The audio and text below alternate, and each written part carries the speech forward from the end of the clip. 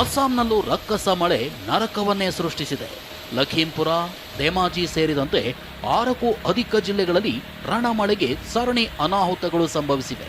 ಪ್ರವಾಹದ ಹೊಡೆತಕ್ಕೆ ಈವರೆಗೂ 3 ಬಲಿಯಾಗಿದ್ದು, ರಾಜ್ಯದ 96 ಗ್ರಾಮಗಳಲ್ಲಿ ಬೆಳೆಗಳು ನಾಶವಾಗಿವೆ. ಇತ್ತ ಅಸ್ಸಾಂನ ಧೇಮಾಜಿ ಪ್ರದೇಶದಲ್ಲಿರೋ ಕೆಮಿ ನದಿ ಮಳೆಯಾರ್ಭಟಕ್ಕೆ ರೌದ್ರಾವತಾರ ತಾಳಿದ್ದು, 300 ಮೀಟರ್ ಉದ್ದದ ಕಬ್ಬಿಣದ ಸೇತುವೆ ನೋಡ್ತಿದ್ದಂತೆ ಕೊಚ್ಚಿ ಹೋಗಿದೆ.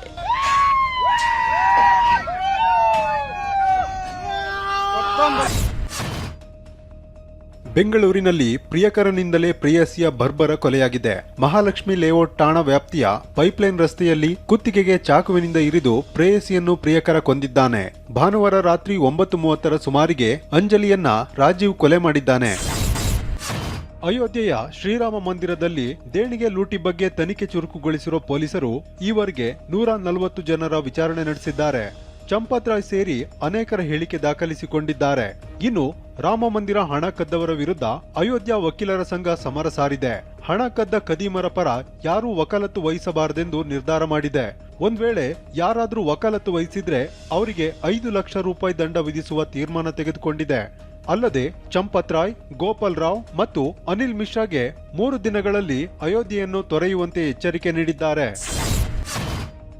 ಅಯೋಧ್ಯೆ ರಾಮ ಮಂದಿರದಲ್ಲಿ ದೇಣಿಗೆ ಲೂಟಿ ಆರೋಪದ ಬಗ್ಗೆ ಪೋಸ್ಟ್ ಮಾಡಿರುವ ಮಾಜಿ ಸಚಿವ ಎಚ್.ಸಿ. ಮಹದೇವಪ್ಪ ರಾಮ ಮಂದಿರದಲ್ಲಿ ನಡೆದ ದೊಡ್ಡ ಅಕ್ರಮದ ಬಗ್ಗೆ ಆರ್ಎಸ್ಎಸ್ ನಿಲುವೇನು ಅಂತ ಪ್ರಶ್ನಿಸಿದ್ದಾರೆ.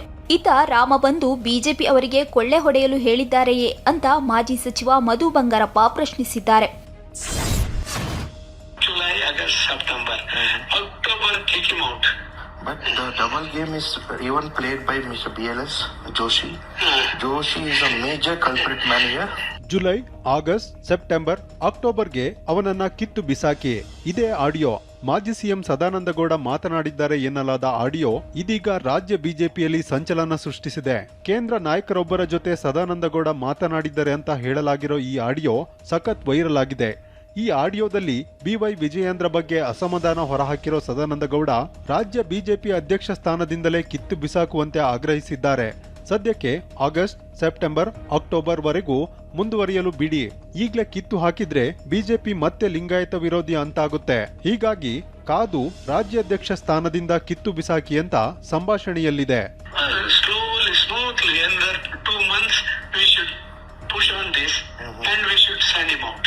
Okay. Then his term is also over. Nobody can complain against the removal of the president. ಇನ್ನು ಮತ್ತೊಂದು ಕಡೆ ಕೇಂದ್ರ ಬಿಜೆಪಿ ನಾಯಕ ಮಾತನಾಡಿದ್ದಾರೆ ಎನ್ನಲಾದ ಇದೇ ಆಡಿಯೋದಲ್ಲಿ ರಾಜ್ಯ ಬಿಜೆಪಿ ನಾಯಕರಿಗೆ ಮತ್ತೊಂದು ಆಘಾತವಾಗಿದೆ. ಅದೇನಂದ್ರೆ BL ಸಂತೋಷ್ ಮತ್ತು ಜೋಶಿ ಡಬಲ್ ಗೇಮ್ ಮಾಡ್ತಿದ್ದಾರೆ ಎಂದಿರೋದು. But the double game is even played by Mr. BLS Joshi. Joshi is a major culprit man here. ವಿಜಯೇಂದ್ರರನ್ನ ಅಧ್ಯಕ್ಷ ಸ್ಥಾನದಿಂದ ಕಿತ್ತು ಬಿಸಾಕಿ ಅನ್ನೋ ಆಡಿಯೋ ನನ್ನದಲ್ಲದ ಆಡಿಯೋ ವಿಡಿಯೋ ಬಗ್ಗೆ ಪ್ರತಿಕ್ರಿಯೆ ಕೊಡಲ್ಲ ಅಂತ ಡಿ.ವಿ. ಸದಾನಂದಗೌಡ ಸ್ಪಷ್ಟನೆ ನೀಡಿದ್ದಾರೆ. ಆಡಿಯೋದ ಕುರಿತು ತನಿಖೆ ನಡೆಸುವ ಬಗ್ಗೆ ಮಾಧ್ಯಮಗಳ ಪ್ರಶ್ನೆಗೆ ಪ್ರತಿಕ್ರಿಯೆ ನೀಡಿದ ಸದಾನಂದಗೌಡ, ನನ್ನದಲ್ಲದ ಸ್ವತ್ತನ್ನ ನಾನೇ ಮೈಮೇಲೆ ಎಳೆದುಕೊಳ್ಳಲು ಹೋಗಲ್ಲ ಎಂದಿದ್ದಾರೆ.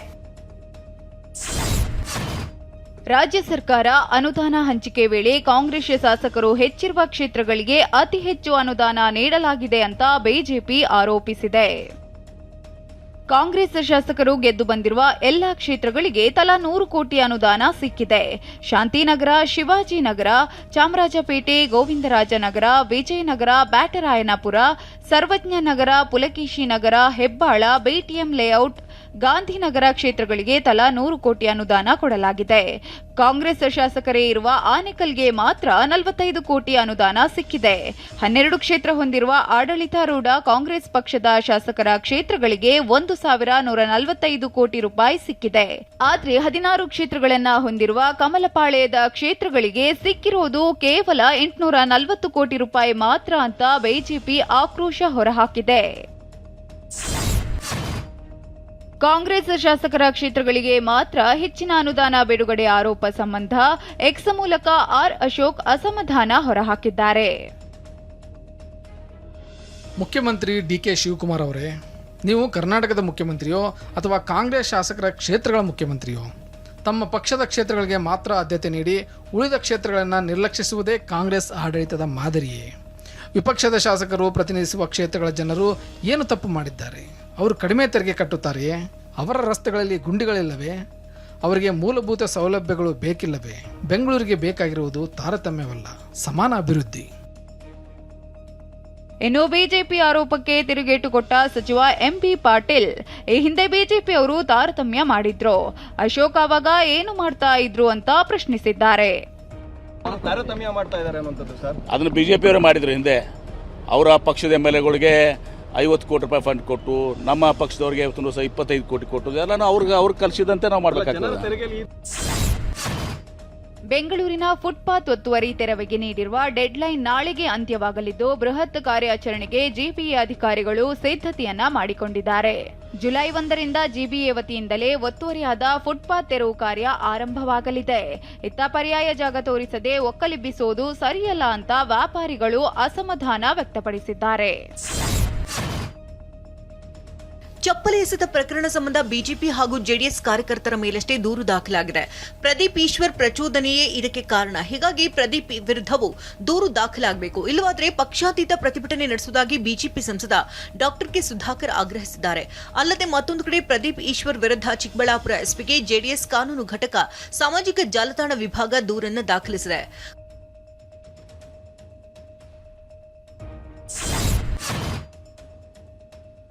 ಕರ್ನಾಟಕ ಸೇರಿದಂತೆ 16 ರಾಜ್ಯಗಳು ಹಾಗೂ 3 ಕೇಂದ್ರಾಡಳಿತ ಪ್ರದೇಶಗಳಲ್ಲಿ ಎಸ್ಐಆರ್ ಪ್ರಕ್ರಿಯೆ ಇವತ್ತು ಆರಂಭ ಆಗಲಿದೆ.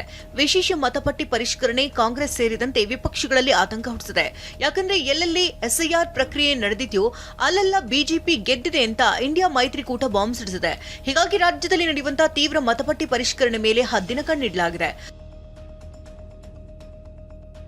ರಾಜ್ಯದಲ್ಲಿ ಒಟ್ಟು 59,000 PLOಗಳು ಮತಪಟ್ಟಿ ಪರಿಷ್ಕರಣೆ ಆರಂಭಿಸಲಿದ್ದಾರೆ. 1,88,00,000 ಮನೆಗಳಿಗೆ ಭೇಟಿ ನೀಡಲಿದ್ದಾರೆ. 5,54,00,000 ಮತದಾರರಿದ್ದು ಈಗಾಗಲೇ 5,07,00,000 ಮತದಾರರ ಮ್ಯಾಪಿಂಗ್ ಪೂರ್ಣಗೊಂಡಿದೆ.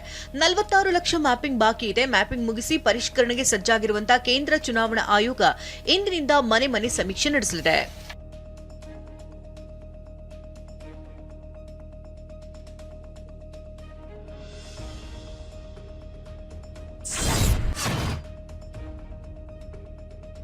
ಮತಪಟ್ಟಿ ಪರಿಷ್ಕರಣೆಗೆ ಫೀಲ್ಡ್ಗೆ ಇಳಿಯಲಿರುವಂತಹ BLOಗಳು ನಿಮ್ಮ ಮನೆಗಳಿಗೆ ಬರ್ತಾರೆ.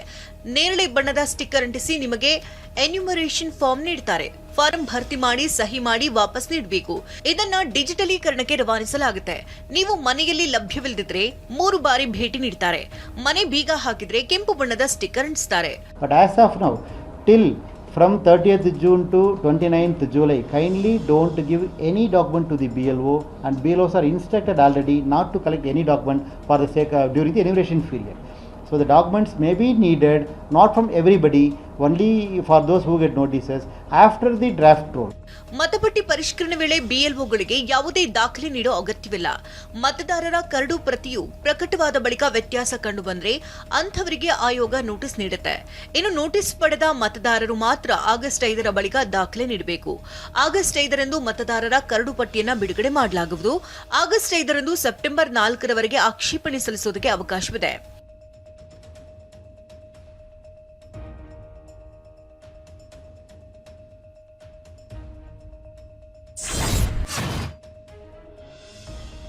ಎಸ್ಐಆರ್ ಬಗ್ಗೆ ಸುದೀರ್ಘವಾಗಿ ಸುದ್ದಿಗೋಷ್ಠಿ ನಡೆಸಿದ ಸಿಎಂ ಡಿಕೆ ಶಿವಕುಮಾರ್, ಎಲ್ಲಾ ಮತದಾರರು ನಿಮ್ಮ ಮತದ ಹಕ್ಕನ್ನು ಉಳಿಸಿಕೊಳ್ಳಬೇಕು, ಇಲ್ಲವಾದರೆ ಸರ್ಕಾರ ನೀಡುವ ಸೌಲಭ್ಯಗಳಿಂದ ವಂಚಿತರಾಗ್ತೀರಾ ಎಂದಿದ್ದಾರೆ.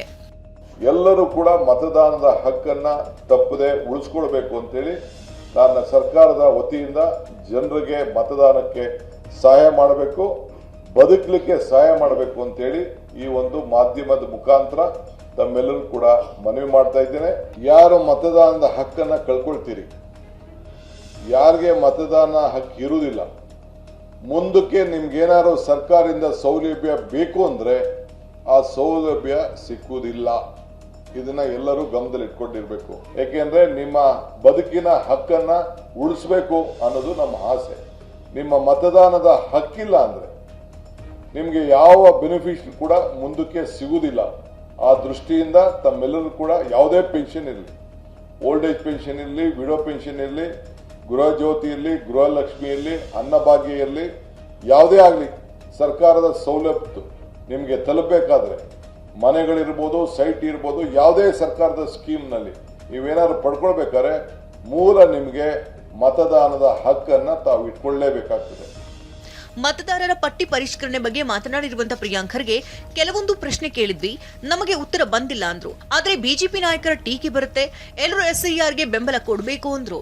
ಕ್ಯಾಬಿನೆಟ್ ಕೆಲವು ಆಕ್ಷೇಪಗಳನ್ನು ವ್ಯಕ್ತಪಡಿಸಿದ್ದಾರೆ. 8 ಆಕ್ಷೇಪಣೆಗಳನ್ನು ನಾವು ಲಿಖಿತ ಮೂಲಕ ಚೀಫ್ ಎಲೆಕ್ಷನ್ ಕಮಿಷನರಿಗೆ ಕೂಡ ಹೋಗಿ ಸಬ್ಮಿಟ್ ಮಾಡಿದ್ದೇವೆ. ಆದರೆ ಇಲ್ಲಿವರೆಗೂ ಕೂಡ ಎಲೆಕ್ಷನ್ ಕಮಿಷನಿಂದ ಯಾವುದೇ ರೀತಿಯಾದಂಥ ನಮಗೆ ಮಾಹಿತಿಯನ್ನು ಅವ್ರು ನೀಡ್ತಾ ಇಲ್ಲ.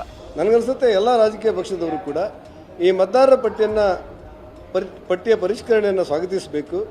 ಭಾರತೀಯರಿಗೆ ಮತವನ್ನು ಕೊಡುವಂಥ ವ್ಯವಸ್ಥೆಯನ್ನು ಊರ್ಜಿತಗೊಳಿಸುವುದಕ್ಕೆ ಎಲ್ಲರೂ ಒಟ್ಟಾಗಿ ಬೆಂಬಲ ಕೊಡಬೇಕು ಅಂತ ನನಗನ್ಸುತ್ತೆ.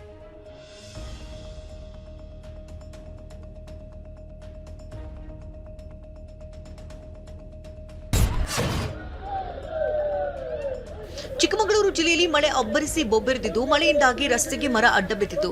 ಚಾರ್ಮಾಡಿ ಘಾಟ್ನ 9ನೇ ತಿರುವಿನಲ್ಲಿ ಮರ ಬಿದ್ದು ಅವಾಂತರವಾಗಿದೆ. ಚಾರ್ಮಾಡಿ ಘಾಟ್ನಲ್ಲಿ ಕೆಲಕಾಲ ಟ್ರಾಫಿಕ್ ಜಾಮ್ ಉಂಟಾಯಿತು. ವಾಹನಗಳು ಸಾಲುಗಟ್ಟಿ ನಿಂತಿದ್ದರಿಂದ ಟ್ರಾಫಿಕ್ ಜಾಮ್ನಲ್ಲಿ ಸಿಲುಕಿ ಸವಾರರು ಹೈರಾಣಾದರು.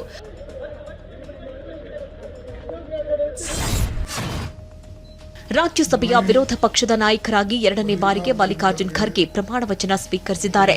ರಾಜ್ಯಸಭೆ ಸಭಾಪತಿಯಾದ ಉಪರಾಷ್ಟ್ರಪತಿ ಸಿಪಿ ರಾಧಾಕೃಷ್ಣ ಪ್ರತಿಜ್ಞಾ ವಿಧಿ ಬೋಧಿಸಿದ್ರು. ಸಂಸತ್ ಭವನದ ಉಪರಾಷ್ಟ್ರಪತಿ ಕಚೇರಿಯಲ್ಲಿ ಸಂವಿಧಾನದ ಹೆಸರಲ್ಲಿ ಖರ್ಗೆ ಪ್ರಮಾಣ ಸ್ವೀಕರಿಸಿದ್ರು. ಸೀಶೆಲ್ಸ್ ಪ್ರವಾಸದಲ್ಲಿರುವ ಪ್ರಧಾನಿ ಮೋದಿ ಅಲ್ಲಿನ ಪೀಸ್ ಪಾರ್ಕ್ಗೆ ಭೇಟಿ ನೀಡಿ ಮಹಾತ್ಮ ಗಾಂಧಿಯವರ ಪ್ರತಿಮೆಗೆ ಪುಷ್ಪ ನಮನ ಸಲ್ಲಿಸಿದ್ದಾರೆ. ಬಳಿಕ ಅಲ್ಲಿದ್ದ ಭಾರತೀಯರು ಪ್ರಧಾನಿ ಮೋದಿ ಅವರನ್ನ ಅದ್ಧೂರಿಯಾಗಿ ಸ್ವಾಗತಿಸಿದ್ದಾರೆ. ಈ ವೇಳೆ ಮೋದಿ ಮಕ್ಕಳೊಂದಿಗೆ ಚಿತ್ರಗಳನ್ನು ಕ್ಲಿಕ್ಕಿಸುತ್ತಾ ಸಂಭ್ರಮಿಸಿದ್ರು.